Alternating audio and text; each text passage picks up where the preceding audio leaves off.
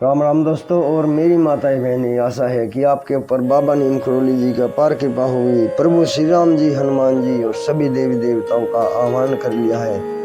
बाबा नीम करोली जी आपको आशीर्वाद देने के लिए यहाँ पर विराजे हैं। सभी की उपस्थिति में सभी का आशीर्वाद लेकर उनके आशीर्वाद से परिपूर्ण आज मैं आपको श्रीमद् वाल्मीकि रामायण अरण्य कांड का 55वां सर्ग सुनाता हूँ। शुरू करते हैं 55वां सर्ग। रावण का सीता को अपने अंतःपुर का दर्शन कराना और अपनी भार्या बन जाने के लिए समझाना। इस प्रकार 8 महाबली भयंकर राक्षसों को जन स्थान में जाने की आज्ञा देकर रावण ने विपरीत बुद्धि के कारण अपने को कृत्य माना। वह विदय कुमारी सीता का स्मरण करके काम बाणों से अत्यंत पीड़ित हो रहा था। अतः उन्हें देखने के लिए उसने बड़ी उतावली के साथ अपने रमणीय अंतःपुर में प्रवेश किया। उस भवन में प्रवेश करके राक्षसों के राजा रावण ने देखा कि सीता राक्षसियों के बीच में बैठकर दुख में डूबी हुई है। उनके मुख पर आंसुओं की धारा बह रही थी और वे शोक में दुस्सह भार से अत्यंत पीड़ित एवं दीन होकर वायु के वेग से आक्रांत हो समुद्र में डूबी हुई नौका के समान जान पड़ती थी। मृगों के यूथ से बिछुड़कर कुत्तों से घिरी हुई अकेली हरिणी के समान जान पड़ती थी। शोकवश दीन और विवश हो नीचे मुंह किए बैठी हुई सीता के पास पहुंचकर राक्षसों के राजा निशाचर रावण ने उन्हें जबरदस्ती अपने देवगृह के समान सुंदर भवन का दर्शन कराया। वह ऊंचे ऊंचे महलों और 7 मंजिले मकानों से भरा हुआ था। उसमें सहस्रों स्त्रियां निवास करती थी। झुंड के झुंड नाना जातियों के पक्षी वहां कलरव करते थे। नाना प्रकार के रत्न उस अंतःपुर की शोभा बढ़ाते थे। उसमें बहुत से मनोहर खंबे लगे थे जो हाथी दांत पक्के सोने, स्फटिक मणि, चांदी, हीरा और वैदूर्य मणि नीलम से जड़ित होने के कारण बड़े विचित्र दिखाई देते थे। उस महल में दिव्य दुदुम्बियों का मधुर घोष होता रहता था। उस अंतःपुर को तपाए हुए स्वर्ण के आभूषणों से सजाया गया था। रावण सीता को साथ लेकर सोने की बनी हुई विचित्र सीढ़ी पर चढ़ा। वहां हाथी दांत और चांदी से बनी हुई खिड़कियां थी जो बड़ी सुहावनी दिखाई देती थी। सोने की जालियों से ढकी हुई प्रसाद मालाएं भी दृष्टिगोचर होती थी। उस महल में जो भूभाग फर्श थे वे सुर्खी चूना के पक्के बनाए गए थे और उनमें मणियां जड़ी हुई थी जिनसे वे सब के सब विचित्र दिखाई देते थे। रावण ने बहुत सी बावड़ियां और भांति भांति के फूलों से आच्छादित बहुत सी पोखरियां भी सीता को दिखाई। सीता वह सब देखकर शोक में डूब गई। वह पापात्मा निशाचर विदेह नंदिनी सीता को अपना सारा सुंदर भवन दिखाकर उन्हें लुभाने की इच्छा से इस प्रकार बोला, सीते, मेरे अधीन 32 करोड़ राक्षस हैं। यह संख्या बूढ़े और बालक निशाचरों को छोड़कर है। भयंकर कर्म करने वाली इन सभी राक्षसों और राक्षसियों का मैं ही स्वामी हूँ। अकेले मेरी सेवा में 1000 राक्षस रहते हैं।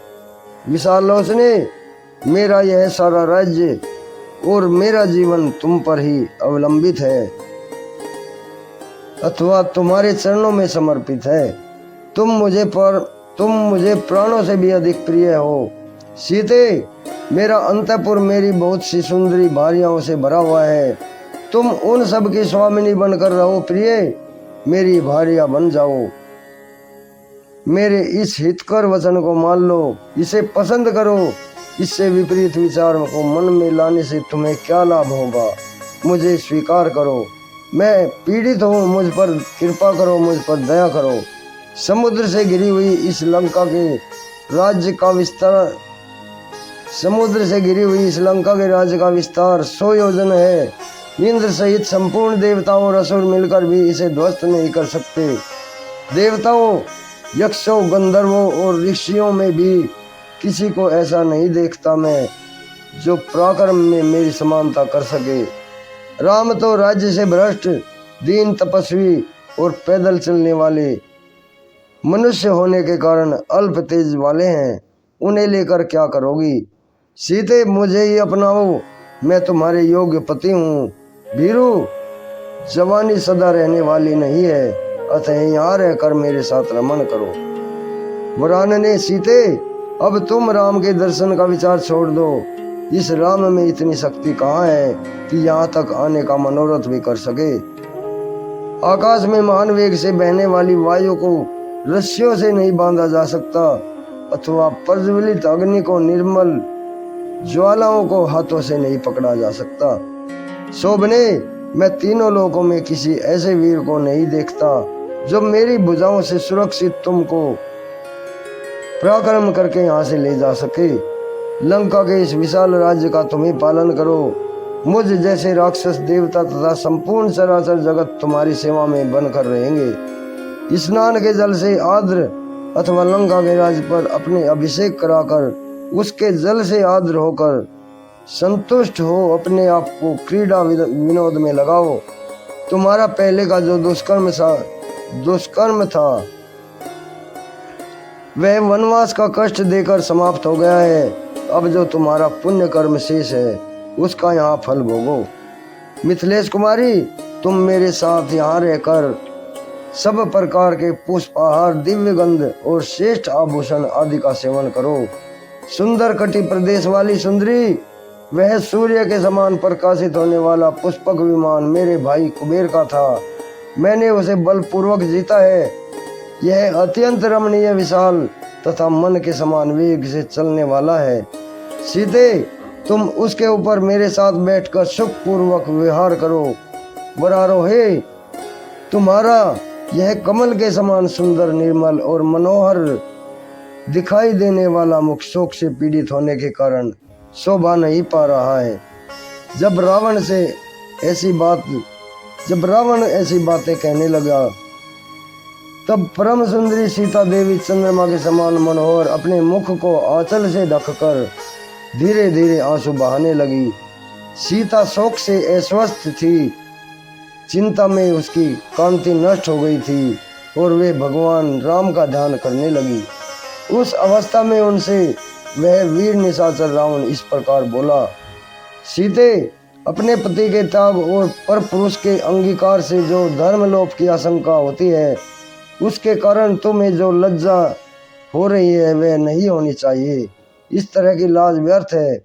देवी, तुम्हारे साथ जो मेरा स्नेह संबंध होगा वह आर्ष धर्मशास्त्रों द्वारा समर्थित है। तुम्हारे इन कोमल एवं चिकने चरणों में मैं अपने ये 10 मस्तक रख रहा हूँ। अब शीघ्र ही मुझ पर कृपा करो। मैं सदा तुम्हारे अधीन रहने वाला दास हूँ। मैं कामाग्नि से संतप्त होकर ये बातें कह रहा हूँ। शून्य निष्फल न हो ऐसी कृपा करो, क्योंकि रावण किसी स्त्री को सिर झुकाकर प्रणाम नहीं करता। मिथिलेश कुमारी, जानकी से ऐसा कहकर काल के वशीभूत हुआ रावण मन ही मन मानने लगा कि वह अब मेरे अधीन हो गई। इस प्रकार श्री वाल्मीकि निर्मित आस रामायण आदि काव्य के अरण्य कांड में 55वां सर्ग पूर्ण हुआ। जय श्री राम। जय बाबा नीम करोली महाराज की। जय हनुमान बजरंग बली महाराज। प्रभु सबके ऊपर कृपा करो बाबा। हे मेरे राम जी, दया करो, कृपा करो, सबका भला अपना भला। जय राम जी। दोस्तों और मेरी माताएं बहनें, ये 55वां सर्ग पूर्ण हुआ है। कल मैं आपको 56वां सर्ग सुनाऊंगा। अभी आज्ञा लेता हूँ। आगे भी शेयर करें इस वीडियो को, ताकि आपको श्री राम प्रभु की, हनुमान जी और बाबा नीम करोली जी की अपार कृपा बरसती रही आपके ऊपर। जय राम जी की।